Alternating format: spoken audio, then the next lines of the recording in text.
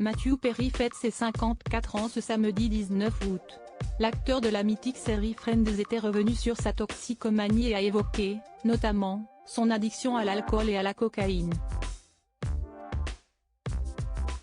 Heureusement pour lui, il est depuis parvenu à se débarrasser de ses vieux démons. Ce samedi 19 août, la star de Friends, Matthew Perry fête son 54e anniversaire.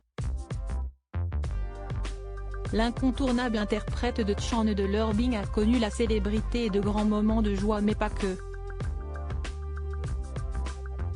L'acteur a aussi vécu des moments très sombres en raison de ses diverses addictions, notamment à l'alcool mais aussi la cocaïne et à l'héroïne. Revenu de loin, il s'était confié sans tabou sur sa toxicomanie. L'acteur a dû suivre 3 cures de désintoxication en 1997, 2001 et 2011 pour tenter de s'en sortir. Katie Edwards, une ex et amie de Matthew, s'était d'ailleurs confiée au journal The Sun sur une terrible anecdote qui montre jusqu'où l'acteur était prêt à aller pour assouvir son manque de drogue. Elle a révélé qu'alors enceinte de 5 mois, le comédien l'aurait envoyé lui chercher des substances illicites. Il me disait, « Personne n'arrêtera une femme enceinte, ne t'inquiète pas. » Je voulais l'aider. Il me faisait culpabiliser en menaçant d'y aller lui-même.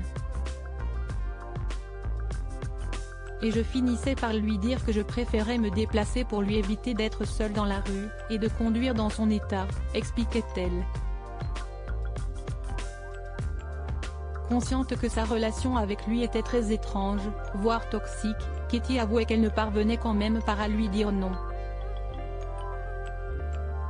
Le mannequin américain révélait que la star de Friends consommait des cachets, de la cocaïne et que parfois c'était de l'héroïne ou du crack. C'était un assortiment de plusieurs drogues. Parfois, je me demandais comment un être humain pouvait prendre autant de drogue et ne pas mourir. Il pouvait avaler 80 pilules de Vicodin, un puissant analgésique, note de la rédaction, dans la journée, si est une dose mortelle, se désolait-elle. En 2016, lors d'une interview, Matthew dévoilait avoir oublié plusieurs saisons de tournage de Friends. Il confiait ne pas se souvenir de 3 ans de la série.